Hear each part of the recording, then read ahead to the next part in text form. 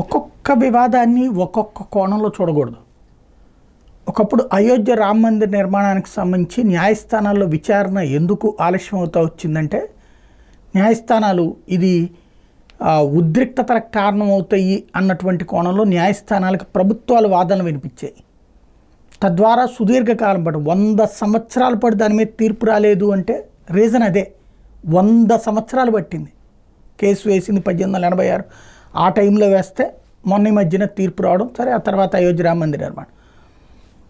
ప్రజల యొక్క మనోభావాలకి అన్నటువంటిది విలువ ఇవ్వడం అనేటటువంటిది కోర్టులు చేస్తున్నాయి కదా. మరి మొన్న ఆంధ్రప్రదేశ్ హైకోర్టులో తిరుపతి లడ్డూకు సంబంధించి వచ్చినటువంటి ఇష్యూ మీదన పిటిషన్ వేశారు.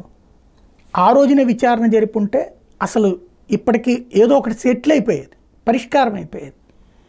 కానీ అది లైట్ తీసుకోవడం, దాని మీద రాజకీయ ఉపన్యాసాలు సాగుతూ ఉండటం, విమర్శలు ప్రతి విమర్శలు సాగుతూ ఉండటం, చివరికి సుప్రీంకోర్టు దగ్గరికి చేరింది. ఇప్పుడు 150 కోట్ల మంది హిందువులు, ప్రపంచంలో ఉన్న ప్రతి ఒక్కళ్ళ మనసు క్షోభిస్తున్నటువంటి అంశం. ఓ పక్కన పార్టీ కార్యాలయాల్లో పార్టీ మీటింగుల్లో ఎట్లా మాట్లాడారు అంటూ, ఇటు పక్కన అసలు ఆ రిపోర్టే కావాలని కల్పితమని వైఎస్ఆర్ కాంగ్రెస్ పార్టీ వాళ్ళు, ఇక్కడ ఇంతకాలం పాపం చేసి, తప్పు చేసి, కుట్ర చేసి, కుతంత్రం చేసి, దైవద్రోహం చేసి, గుడికి ద్రోహం చేసి, హిందుత్వానికి ద్రోహం చేసి, క్రైస్తవంతో ఈ విధంగా చేసి కావాలని ఇట్లా నాటకం ఆడుతున్నాడన్న తెలుగుదేశం పార్టీ వాదన. ఇది పీక్ స్టేజ్కి కాదు, పతాక స్థాయికి చేరింది. ఇవాళ సుప్రీంకోర్టు దగ్గరికి చేరింది. ఏకంగా 2 పిటిషన్లు పడ్డాయి.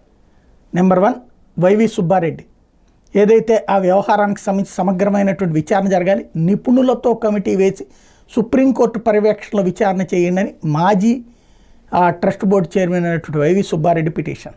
ఇది ఒక అద్భుతమైన, సంచలనాత్మకమైన మంచి పని. నెంబర్ 2, ఇప్పుడు సుబ్రహ్మణ్య స్వామి భారతీయ జనతా పార్టీ తరఫున మాజీ రాజ్యసభ సభ్యుడు, ఆ తర్వాత భారతీయ జనతా పార్టీలో ఉన్నాడో లేదో తెలియనటువంటి సుబ్రహ్మణ్య స్వామి ఇప్పుడు సంచలనాత్మకమైన పిటిషన్ వేశారు. ఆయన నిన్ననే కీలకమైన ఆరోపణలు చేశారు. ఇది కావాలని కల్పితంగా చేస్తున్నది, రాజకీయంగా చేస్తున్నారు అన్నటువంటిది. అందులో నిజానిజాలు నిగ్గు తేల్చాలి అని చెప్పేసి తను సుప్రీంకోర్టును ఆశ్రయించారు. ఇప్పుడు నిజంగా భగవంతుడు చేసినటువంటి ఒక అద్భుతమైనటువంటి మంచి పని అనుకోవాలి. ఇప్పుడు తేలాలి ఖచ్చితంగా. నేను చెప్తున్నాను కదా, అదేదో ఐజీలో, సిఐలో, ఎస్ఐలో చేసేటటువంటి వ్యవహారం కాదు ఇది.